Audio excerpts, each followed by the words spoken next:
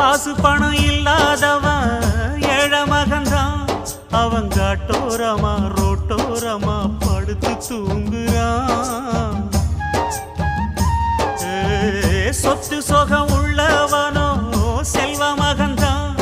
அவன் பஞ்சு மெத்த போட்டிருந்தும் முழிச்சு ஏங்குறான். எது மற்ற பேர்களுக்கு ஏது கவலை? 4 காசு வச்சிருந்தா 100 கவலை. இங்கு ஆசை வச்ச நெஞ்சுக்கெல்லாம் அமைதி இல்லையே.